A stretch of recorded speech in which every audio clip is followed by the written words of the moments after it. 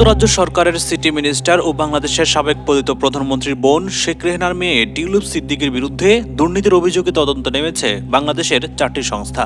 এগুলো হচ্ছে বাংলাদেশের আর্থিক গোয়েন্দা ইউনিট, BFIU, দুর্নীতি দমন কমিশন দুদক, জাতীয় রাজস্ব বোর্ড NVR ও পুলিশের অপরাধ তদন্ত বিভাগ CID। ইতিমধ্যে কাজ শুরু করেছে সংস্থাগুলো।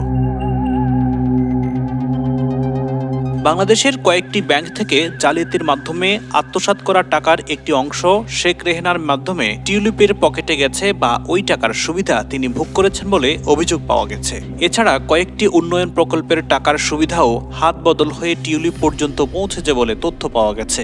ব্রিটেনেও তার বিরুদ্ধে বাংলাদেশের ক্ষমতাচ্যুত আওয়ামী লীগ সরকারের ঘনিষ্ঠ ও যুক্তরাজ্য আওয়ামী লীগের নেতার কাছ থেকে বিলাসবহুল ফ্ল্যাট উপহার নেওয়ার অভিযোগ রয়েছে। এসব অভিযোগে যুক্তরাজ্য সরকারের পাশাপাশি বাংলাদেশেও অভিযোগগুলোর তদন্ত হচ্ছে।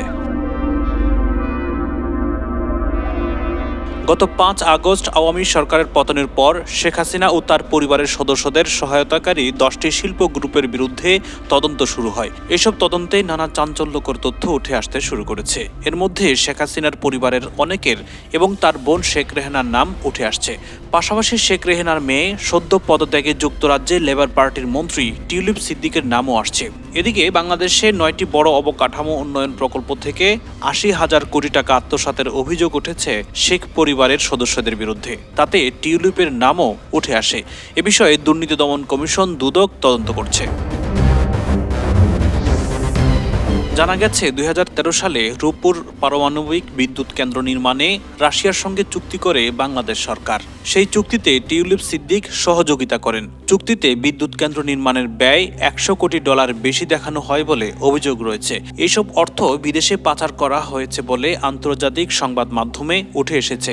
এইসব দুর্নীতির অভিযোগে টিউলিপকে ব্রিটেনের লেবার পার্টি সরকারের মন্ত্রীর পদ ছাড়তে হয়েছে।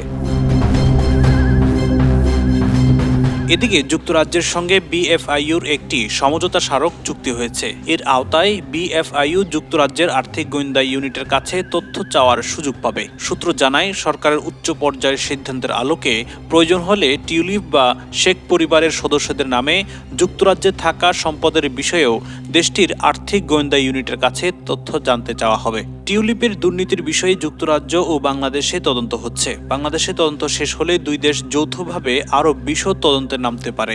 সেজন্য দুই দেশকে তদন্ত প্রক্রিয়ার অংশ নেওয়ায় প্রস্তাব দেওয়া হবে। এই প্রক্রিয়ায় প্রয়োজনে বাংলাদেশের তদন্ত প্রতিবেদন যুক্তরাজ্য তদন্ত সংস্থার কাছে পাঠানো হবে, যাতে তদন্ত কাজটি আন্তর্জাতিক মানের নিখুঁত ও পরিপূর্ণ হয়।